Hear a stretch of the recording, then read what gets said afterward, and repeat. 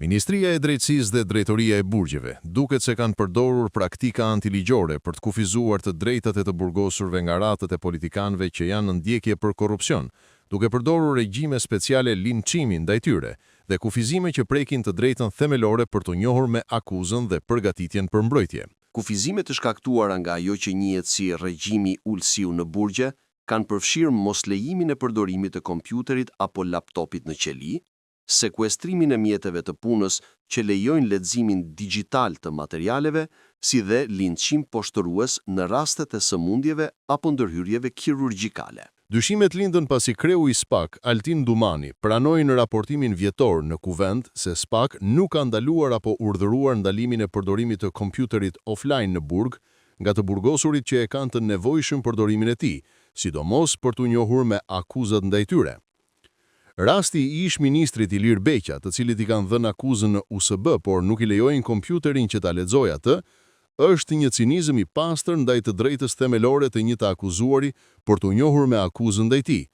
Drejtoria e Burgjeve, në standardet e vendosura nga ish-ministri Ulçi Manja, e konsideronte këtë një krim të rënd të ndëshkueshëm dhe nuk lejonte kompjuterin offline në burg, duke u justifikuar se nuk e lejonte prokuroria.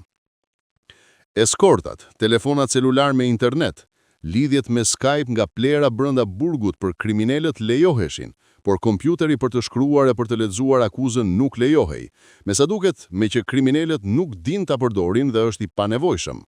Por deklarata e Altin Dumanit ngre një pikpyetje të re rreth fobuzimeve me ligjin nga Ministria e Drejtësisë, lidhur me kushtet e të burgosurve dhe spekulimin e Ulçi Manjës, duke përdorur SPAK si mbulesë për të gjitha kufizimet thelbësore që u ka bërë në mënyrë selektive të burgosurve, kryesisht atyre ku ai mendonte se bënte shërbime politike. Fakti që Altin Dumani thotë se SPAK nuk ka ndaluar përdorimin e kompjuterit offline, madje është dakord që të kenë edhe akses të kontrolluar në internet, tregon se ky është një standard i palishëm, korruptiv, i vendosur nga ish-ministri i Drejtësisë, i cili ju jepte akses kriminalëve dhe eskortave në burgje, ndërsa linçonte ish-kolegët e tij me shpresë se kjo do t'i njihej si shërbim politik.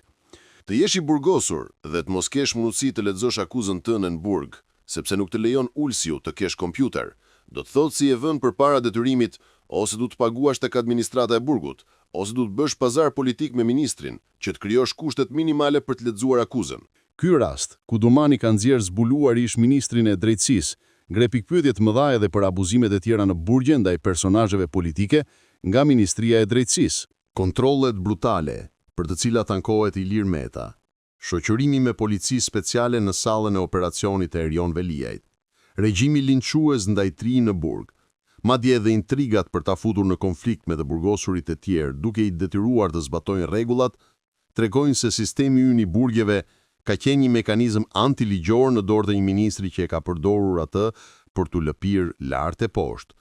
për shërbime politike dhe natyrisht, për pjesën tjetër, për të bërë edhe biznes me të drejtat e mohuara të të ndaluarve në burg.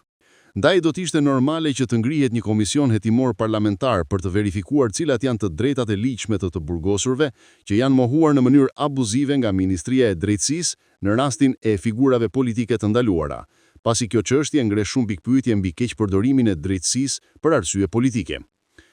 Kështu mund ta kuptojmë edhe më mirë nëse regjimi i ulësiut në burgje është personal për arsye korruptive apo shërbim politik.